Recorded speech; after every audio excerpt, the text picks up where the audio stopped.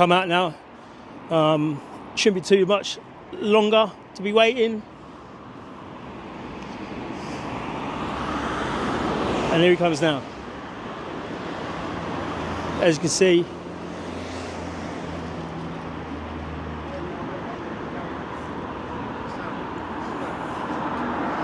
how are we doing? Good to be out. What do you think of the verdict there?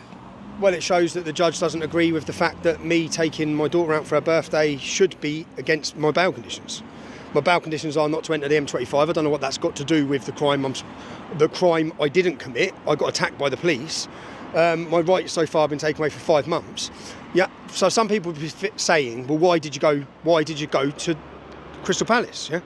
For me, I've missed my daughter's birthdays, I've missed their Christmases, I've landed on holiday in Mexico and been taken from them and put in a detention centre. So when I asked my daughter what she wants to do for her birthday, I am Luton Town mad. My 12-year-old's Luton Town mad, yeah? My youngest. Out of all of them, it's her that's Luton mad. So I said, what do you want to do? She said she wants to go to Crystal Palace.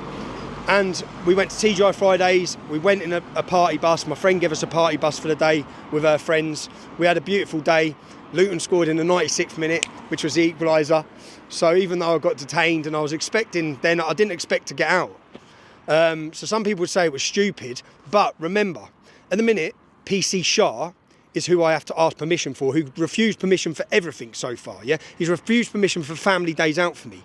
So I went to London, I saw the football with my daughter on her birthday. Yes, I've been arrested, but remember, I'm also making a documentary showing this. The judge obviously didn't agree because I'd be in jail right now.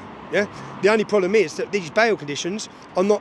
So, Judge DC Snow, District Judge Snow, who's the one who condemned Julian Assange as well, DJ Snow has held my case in front of him that it can't go to anyone else. But when you breach bail, you go before the nearest court. Yeah. So it's got. If this would have gone before DJ Snow, I'll be in jail. Yeah, 100%. I'll be in jail. And some people say, why would you even risk that? Why would I even risk that? Again, I'm a free man and this is a free country, supposedly. Yeah, I've done nothing wrong. The whole country knows I've done nothing wrong. I should not have a barrier where I can and can't access, because it's insane. And the fact that no politicians and the fact that no journalists are even speaking up against this, again, is insane. I did nearly go to jail. I'm very grateful that I had my team at Carson K who were alerted straight away, who were ready with my KC, who come. And you heard what he said at the start. I wasn't going to be releasing you. I wasn't going to be releasing you. But the point of the matter of the fact is, the bail conditions are meant to be to prevent me committing further offences to do with what I was arrested for, which was having a breakfast. Yeah. So, what has me taken my? How has the government, not the government, how has one police officer, a Muslim police officer, got the power to decide if I can take my daughter out for her birthday or not? How is that even happening? So again, for me, it's an issue. I believe I'm free. I believe in freedom of speech. I believe in freedom of movement. I believe in freedom of press. So yeah, I did go to London, and I am free again. But the question is, for how long? But just going on to them bail conditions there, it's inside the M25, and that's a huge area. We looked at it. We've got Surrey. You've got the other side of Hertfordshire. You've got Kent. You've got Essex. They're all, you have to cross the M25 to get to these places, and some of them are inside the M25. Bail conditions are supposed to be proportionate. Yeah. We've argued this twice, but this one judge. So when we had the bail conditions in front of this judge, this is the one who condemned Julian Assange. Yeah. When we had the bail conditions in front of this judge, we then appealed the bail conditions, and they went before another judge. And when we got into court, the judge read the note and said this can only be heard by Judge Snow. It's like, what? So then we went back to the same judge, who then said, I've already said you're not coming inside the M25. How is that proportionate? Exactly. How, when so far, you'll see on the documentary that we're making, so far they've refused my ability to sit down with MPs, they've refused my ability to go watch the Christmas lights turn on, they've refused my ability to have family days out, they've refused my ability to do anything, yeah? So I have exhausted every legal avenue, just so people know. Before deciding to take my daughter out for her birthday, I have exhausted every legal avenue. And yeah, whether I was released today or not, again, I think all of this is part of my documentary that I'm making to show. And my kids knew the score, so if anyone was worried about my kids being upset, they were upset, but they also know the score. And finally, we've been in there all morning. watching other people have their arguments and whatnot. And I really do think that you having the King's Council there, not just a solicitor, not a solicitor in general, you having the King's Council in there made a lot of the difference. You heard his words. You heard his words. His words were, I was not going to be making this decision to release you today. Exactly. So that's the importance when you're fighting against this lawfare state, to have the best people to be in the positions to enable that. Because another person, that judge would have said. Well, some people may be looking. Some people may be looking, thinking, what's the point in this? Yeah. So I've just got a £32,000 bill for my trial that's coming on the 22nd and 23rd of November. The point of this is, which I wouldn't be asking you to contribute, is I'm not on trial here. Yeah. For my film, it's the judiciary that we want to put on trial.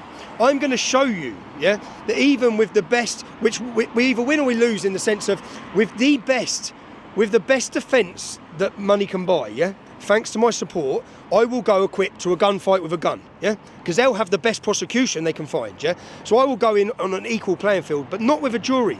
So if we lose, I'm showing the public that I didn't have some little Mickey Mouse solicitors or barristers. I had Carson Cade, one of the best in the country, and I had a top KC in the country, yeah.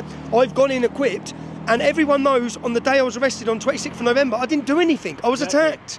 I went to report, yeah, I didn't do anything wrong. So it's not just that case we're looking at in our film, but we're looking at lots of cases to ask the question of people, do we have freedom of speech, do we have freedom of assembly, do we have freedom of press, or do we live in a police state? By the end of it, you're all going to make your mind up, and anyone that watches this film makes their mind up. So, and this isn't, again, this is ongoing work, but I was worried in there, if I'm honest, I was sitting there. But Luton scored in the 96th minute, yeah?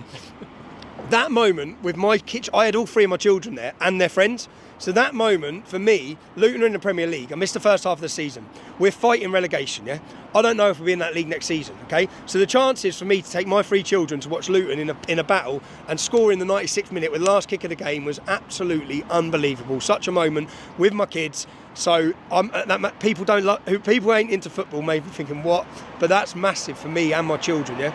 And I think Luton are going to stay up. So, and then when I got the phone call from the police station yesterday, my poppy, whose birthday it was like, Dad, Notts Forest lost.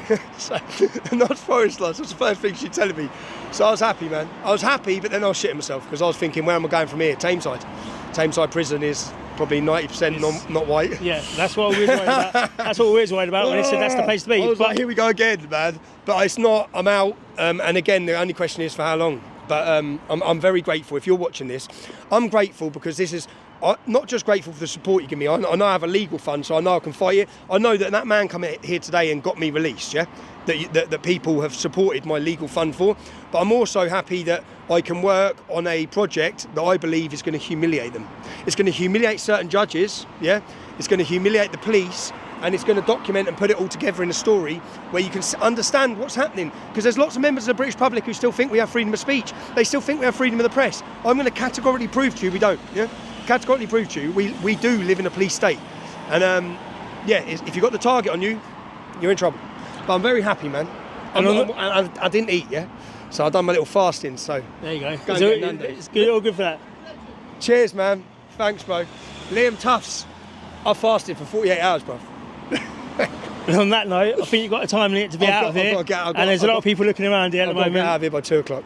I've got to be out of the M25. The M25, how big's the M25? Exactly. Do you know when I missed my flight when I was in Tenerife? I missed a flight, and then I thought I'd just fly back to Luton in the morning. I couldn't, because then Luton was fully booked, so all the flights to London. I thought I can't even fly home. That's it. But anyway, thank you, yeah? Sorry if I worried you all.